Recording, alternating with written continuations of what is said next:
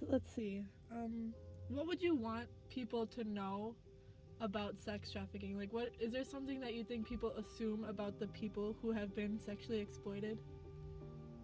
So much. I mean, first of all, they're amazing people that have had horrible things happen to them. Yes. They don't choose to be trafficked, you know what I mean? Yeah. They are doing so because they have a lack of a lot of other things.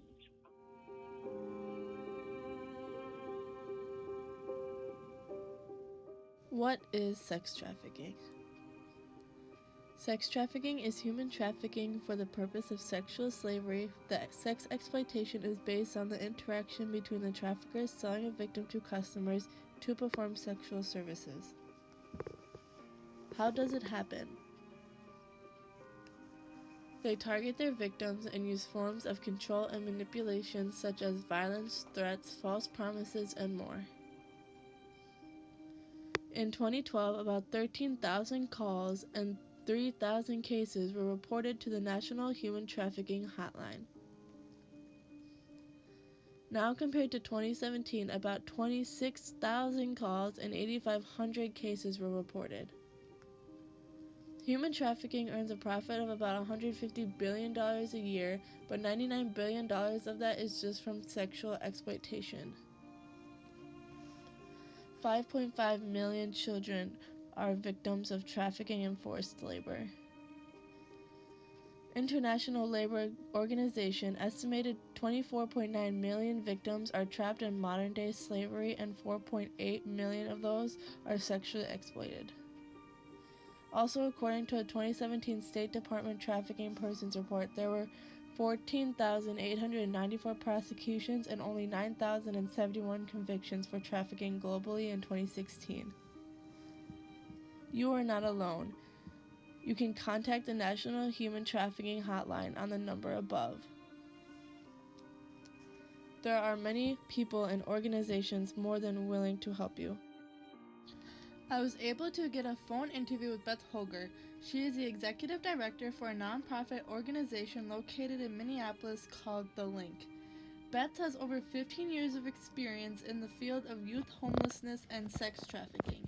Before, she was a homeless youth service coordinator with the Minnesota Department of Human Services. Beth has a bachelor's degree in political science, a public affairs certificate, and a master's degree in nonprofit management, all from Hamline University.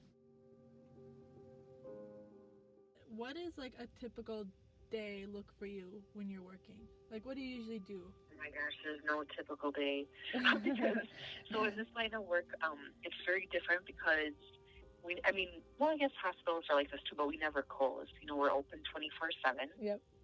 And there's a lot of crisis, and so of course every day I do have different things on my schedule, like meetings, or different things that I'm going to be doing or deadlines to meet. But then also there might be I don't know, I'm just trying to think of it. A typical day for me looks interesting because I'm the executive director, so I do some of the overall business and admin, kind of overall business management. So yeah. This morning, looking at reviewing bank statements for one of our buildings and redoing the loan for that, working on documents for that, do that, and then 2 minutes later I'm working on a crisis situation with one of our trafficking victims and helping staff through that. Question, is there like a certain story or person that's always like stuck with you in your heart? A young person that we worked with a long time, and she was born into a situation where her father was struggling with pretty bad, drug addiction issues. Yeah. Mother was as well. Mother was being herself trafficked and ended up leaving the state shortly after this girl was born. So her dad did the best he could to raise her, but when she was 11, so it's 5th grade, she went home with one of her friends from school, like many people that age do. Yep. And ended up, and not realizing, but her 11-year-old friend that she went home with was being sex trafficked by one of her uncles and his friends that lived in the home with them. So when she went there, with her friend. She met them, and they basically, tricked her, manipulated her into being trafficked alongside her friend. We can make a change. That's why I am challenging you and everyone else to go out and get involved. Go volunteer for a nonprofit organization involving sex trafficking like the link.